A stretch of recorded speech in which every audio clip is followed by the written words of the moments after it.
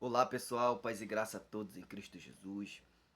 Alguns têm levantado, por exemplo, a hipótese e dito, por exemplo, que a ceia do Senhor na igreja primitiva, ela era, por exemplo, um banquete envolvendo todo tipo de comida e não somente o pão e vinho como é feito nas igrejas evangélicas.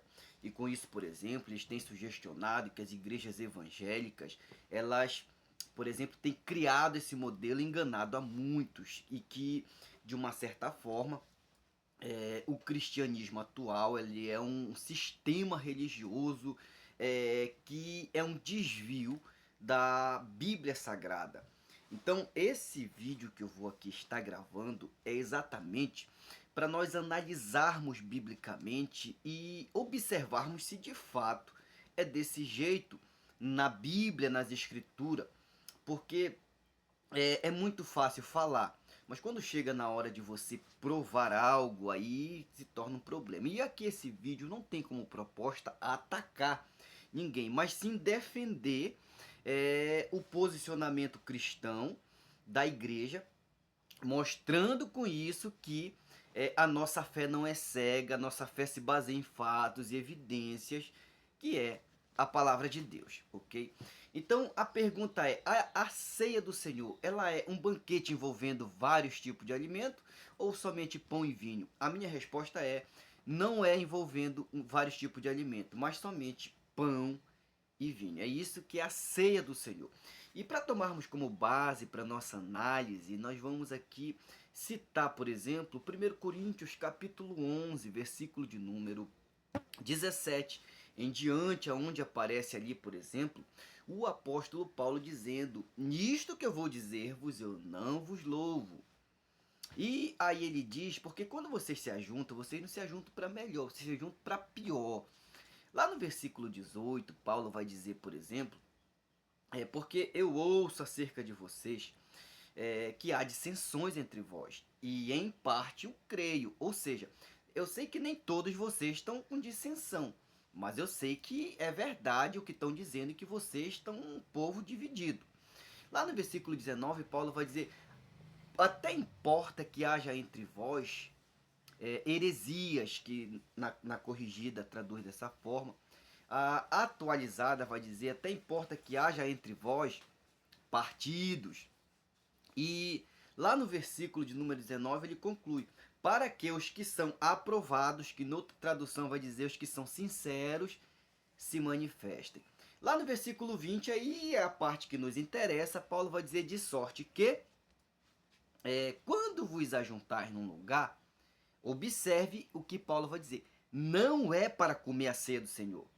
A expressão do versículo 20, da parte B, não é uma pergunta, como se quem estivesse perguntando assim: quando vocês se juntam, não é para comer a ceia? Mas não é isso que Paulo está falando, não está perguntando, ele está afirmando. Então o versículo 20 não é uma pergunta se eles estavam se juntando para a ceia, mas sim dizendo que quando eles estão se juntando, eles não estão comendo a ceia do Senhor. Isso não é ceia do Senhor que eles estão fazendo. Isso, claro que eu estou parafraseando.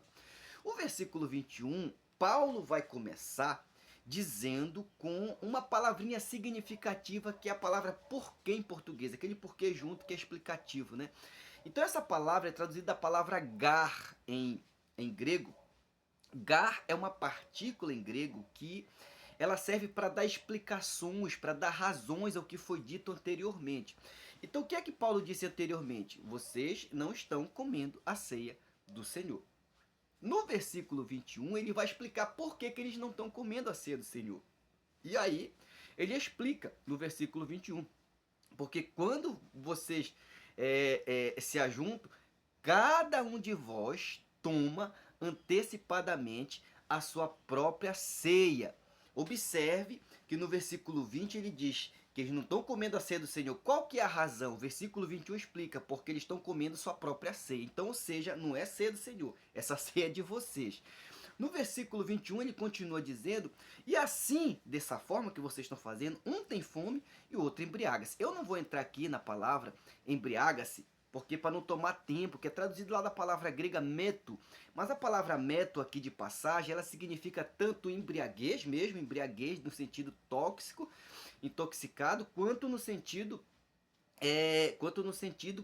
farto, entende? No sentido de alguém que está farto, que está satisfeito, ok? Sem menção à embriaguez. Então, a palavra meto no grego significa essas duas coisas. Mas não vou aqui entrar no mérito disso aqui ainda agora. Só mais para frente, se for possível, a gente pode gravar um vídeo só específico a isso, ok?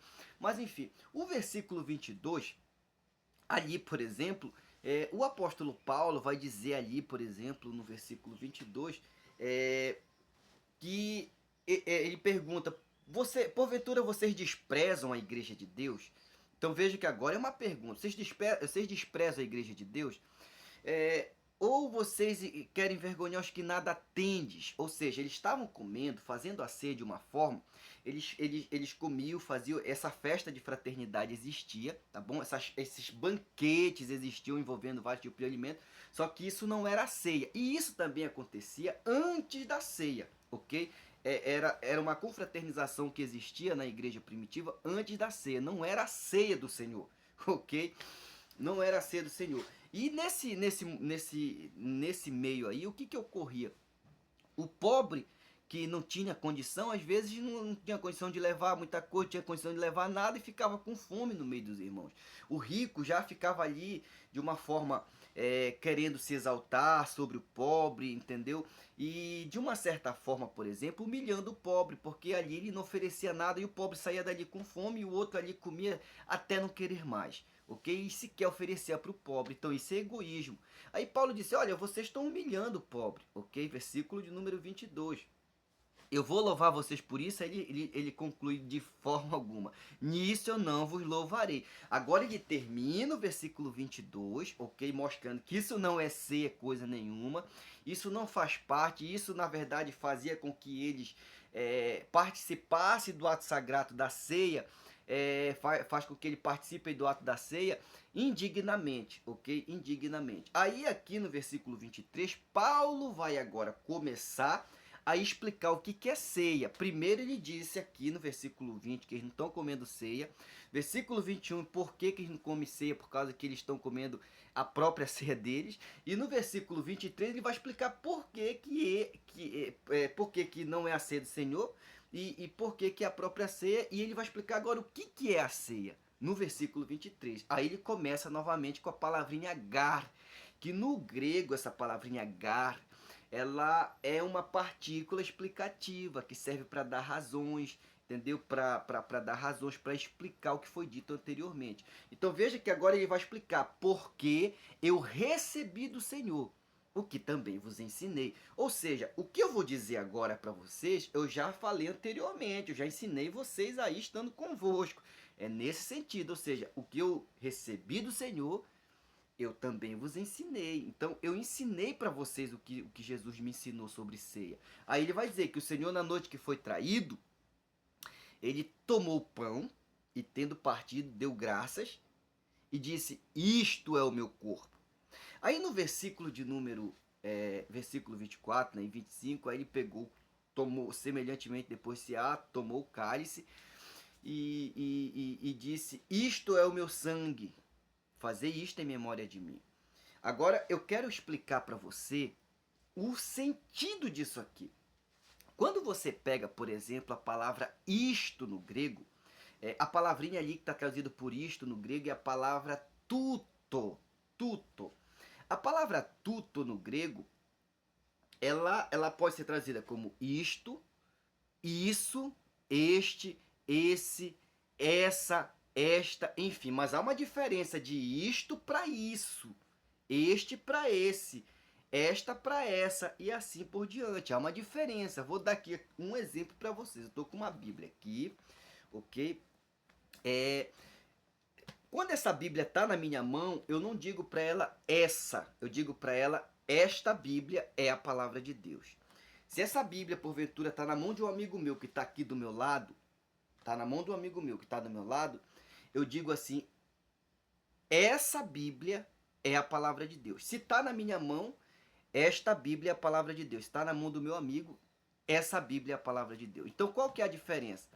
O esta refere-se a algo próximo do falante. O essa refere-se a algo próximo do ouvinte. O isto refere-se a algo próximo do falante. O isso, o isto a algo próximo do falante. O isso a algo próximo do ouvinte. Então, o isto refere-se a algo que o falante ali tem próximo dele. Já o isso refere-se de forma abrangente, entende? Então, veja bem, quando diz assim, fazer isto, veja bem, isto que tomou o pão está na mão dele, o pão está na mão dele, fazer isto, isso é meu corpo, entende? Isso é meu corpo. O que é o corpo? O pão que está na mão dele, não é o banquete lá que estão fazendo, é o pão, ok? O pão é o meu corpo, porque representa o meu corpo. Agora vamos tentar resgatar isso aqui. Quando a gente pega, por exemplo, Lucas, capítulo de número 22, a partir do versículo 15 até o versículo 20, ali, por exemplo, vai aparecer com respeito à última Páscoa, que também é a última ceia do Senhor Jesus. Ali no versículo 15, Jesus disse: olha, eu desejei muito fazer esta Páscoa convosco antes que eu padeça. Aí no versículo 16 diz: porque vocês não vão comer do fruto da vide, mas até que venha o reino de Deus. Ali no versículo de número 17, a Bíblia diz assim, ó: e Jesus, tendo tomado o cálice, o vinho, tendo tomado o vinho, aí diz assim que ele repartiu, ele deu para os discípulos e disse: repartir entre vós o vinho. Beleza, veja bem, a Páscoa judaica, ela tinha pelo menos 4 cálices. 4 cálices existiam na Páscoa judaica.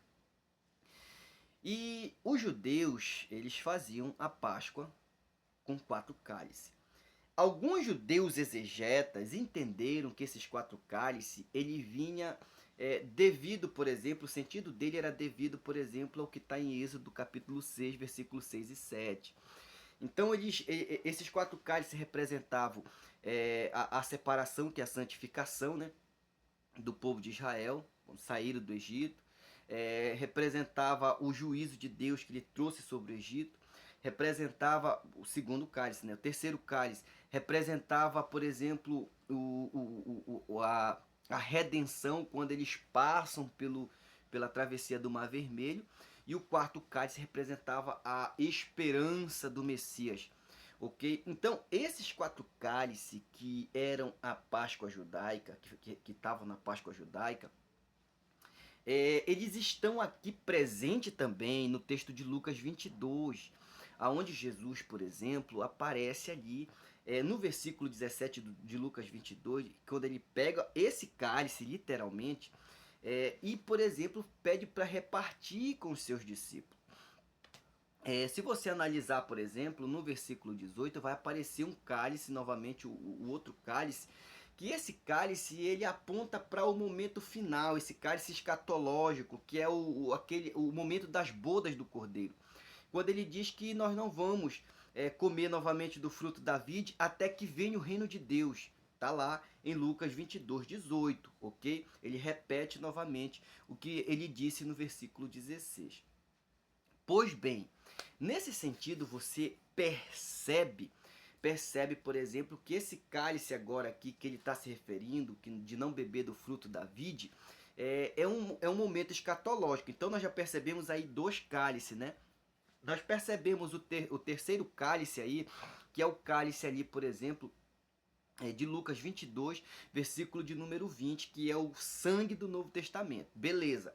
O quarto cálice está lá em Lucas 22, versículo 42, quando Jesus no Monte das Oliveiras, ele, por exemplo, ao dobrar o seu joelho e orar, e disse: Pai, se for possível, passa de mim este cálice. Então veja que o quarto cálice ali de Lucas, ele não está em forma cronológica, mas esse quarto cálice aí, por que Jesus não deu ali esses outros 2 cálices para os discípulos? Ele só deu 2 cálices literal, que é o do 17 e do 20.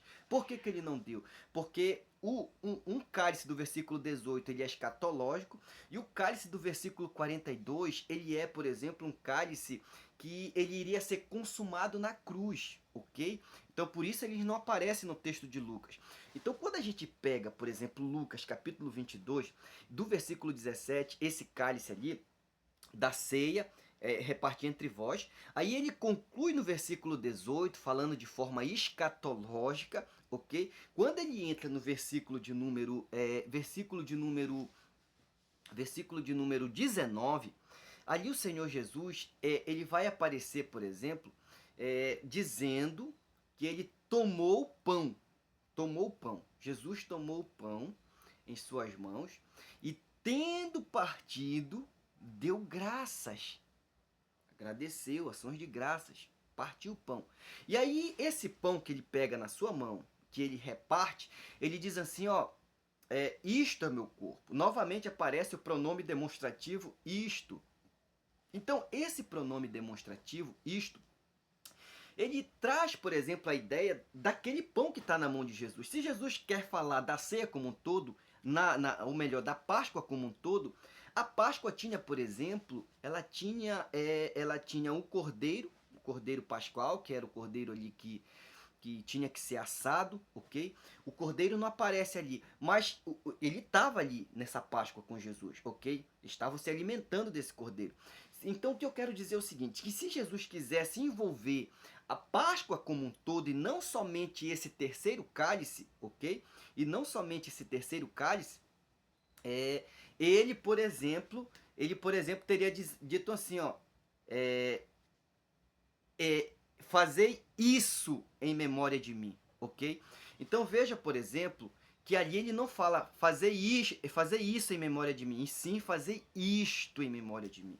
O que isso quer dizer é que, por exemplo, ali na Páscoa judaica tinha um banquete de fato, tinha um banquete.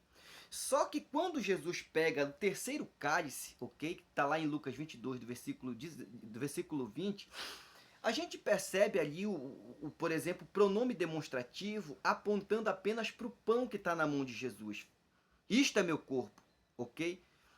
Quando ele se refere ao vinho novamente, ele toma o vinho que está na sua mão e diz assim, ó, isto é meu sangue, do Novo Testamento. Então observe, por exemplo, que lá no versículo 19, quando ele diz assim, ó, fazei isto em memória de mim, é se referindo somente ao ato do pão que ele tomou em suas mãos e do vinho que está em suas mãos. Se ele quisesse envolver todo o contexto litúrgico da Páscoa, ele teria dito fazer isso em memória de mim, ok? Talvez ele nem tivesse tomado o pão em sua mão, entende? Aí ficaria bem claro. Mas quando ele diz fazer isto com o pão na mão, ele está falando diretamente, literalmente do pão, gramaticalmente do pão e sintaticamente está apontando ao pão, ok? Sintaticamente está apontando ao pão.